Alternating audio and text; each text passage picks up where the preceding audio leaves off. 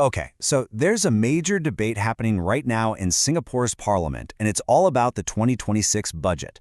We're talking a huge surplus, a big bet on AI, and a fundamental question about the country's future. The core of it? What on earth do you do when you have a massive financial windfall? Let's get into it.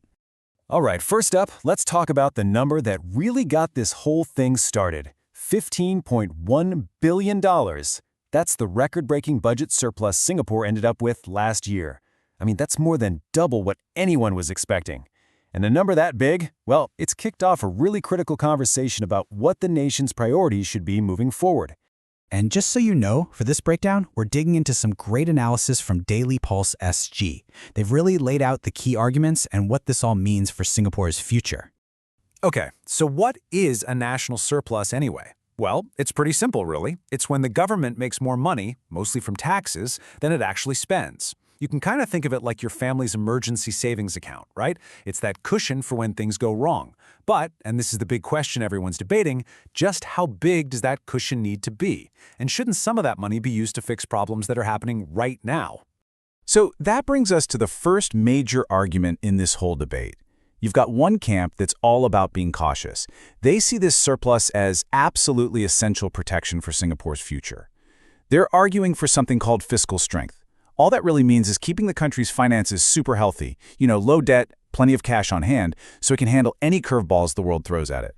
And this quote from Party MP Yip Han Wang, it just nails this perspective. He said, "Our buffers are not excesses. They are strategic insurance. In a more uncertain and dangerous world, fiscal strength is national defense." So, he's saying this isn't just spare change lying around. It's a strategic shield. It's what keeps Singapore independent and in control, especially when the world is so unpredictable. It's insurance, plain and simple. And if you follow that logic, it leads to his next point. He's suggesting that because Singapore is in such a strong financial spot, the government can actually send a message of stability to the world by not raising taxes right now. The message is pretty clear. Singapore is a safe, predictable place to do business, and that's a huge draw for global investment. But there is a totally different way to look at all this. On the other side of the aisle, you have the Workers' Party. And they're not seeing this surplus as a shield for some future problem. They see it as a tool we need to use right now to fight a crisis that's already here, the growing gap between the wealthy and everyone else. And listen to this warning from WP MP Louis Chua. He says, if we do not take a concerted effort to address this head-on, as we have done with race and religion, these divisions will only deepen. Wow. He's basically saying that wealth inequality has become Singapore's single deepest division, maybe even more dangerous for society than the issues of race or religion have been in the past. From his point of view, having a massive surplus like this while inequality is getting worse, well, it looks like the government might be taking in too much money. And he's not just pointing out the problem, he's got concrete ideas on how to fix it. He's proposing things like bringing back an estate tax, but one that only targets the super wealthy. He's also talking about new taxes on high-end properties and, get this, finally updating income tax brackets that haven't been touched in years. The whole point is to make the system feel a lot fairer. So there you have it, two completely different ways of thinking. Is this surplus a nation's shield, protecting the country from future dangers? Or is it a tool to fix the social divide, healing the country from the inside out? One side is focused on keeping strong buffers as insurance. The other says, let's use that strength to close the wealth gap right now. Fiscal strength versus social cohesion. Both sides genuinely believe their way is the best path forward.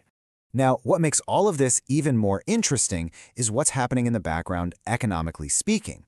Singapore has actually bumped up its GDP growth forecast for the year. And a huge part of that optimism, the global boom in AI. It's this economic energy that's feeding both the massive surplus and the government's next really big play. And when I say big play, I mean it. The government is going all in on AI. We're talking $154.7 billion. That's what the budget is putting aside over the next few years for everything from AI adoption to retraining workers and helping small businesses get on board with this huge technological shift. And here's the key part. The strategy isn't just about growing the economy. The official goal is to make sure this AI wave lifts all boats, not just a few yachts. You could almost see it as an attempt to get ahead of the very inequality problem that people like Louis Chua are so worried about, by making sure the whole workforce is ready for this new world. Okay, so we've talked about these huge numbers and high-level political debates, but let's bring it back down to earth. what does any of this actually mean for you, for your job, your wallet, your future? All right, let's boil it down to 3 key takeaways for you. Number 1, with a surplus this big, the chances of new taxes popping up anytime soon are probably lower. Number 2, you can definitely expect a lot more money pouring into training and jobs, especially anything to do with AI and tech. And number 3, this whole debate means the conversation about fairness and making sure everyone benefits is going to stay front and center in Singaporean politics. It's not going away. So, in the end, we're right back where we started, with that one core question. Is this massive surplus for national insurance or for social repair? Should a country's wealth be locked away as a shield against a scary future, or should it be put to work right now to fix the problems we can see today? There's definitely no easy answer here, but the choice Singapore makes will absolutely shape its future for years to come.